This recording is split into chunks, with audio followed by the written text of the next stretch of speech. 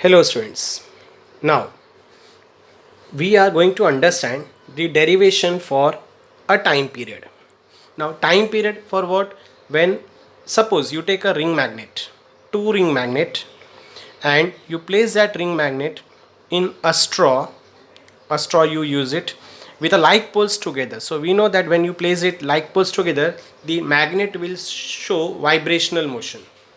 So obviously when it vibrate, time taken by the period to complete one oscillation is time period.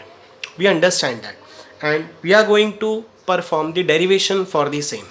So to get that derivation, we are using our mechanics term as well as our magnetostatic terms. So let us understand the derivation. Now if you talk about mechanics, it is torque is equal to I into alpha, where I is moment of inertia. I stand for moment of inertia, mr square. Okay, and alpha is angular acceleration, which is rate of change of angular velocity. So torque is equal to I, moment of inertia, d square theta by dt square. That's our equation number 1. Apart from that, if you compare with a magnetostatic, so magnetostatic torque, we have the formula mb sin theta. When you place a bar magnet in a uniform magnetic field, it experiences torque which is given by the formula mb sin theta. So if suppose by mechanics, if it is a deflecting torque, then this will help us to get the restoring torque. Okay, so what we have, if theta torque, this torque, it is I d square theta upon dt square is a deflecting torque, then restoring torque is due to the magnetic field, or even you can have vice versa, no problem.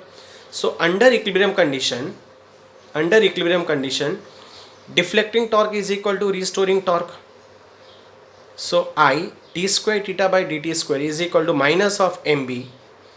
So d square theta by dt square is equal to minus of mb upon I we take it to the denominator, sin theta. But we know that oscillations are very small oscillations, we take it generally.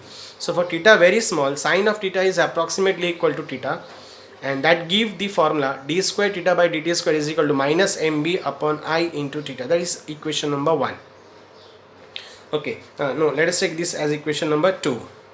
Now if suppose you compare this equation by the equation from oscillation, so d square theta d square x by dt square is equal to minus omega square x. This is, let us say, equation number 3. What we get it from oscillation. So from equation 2 and 3, if you compare these terms, so on comparison you get omega square is equal to mb upon I. That means omega is equal to mb upon I, the root of that. But omega is 2 pi by t.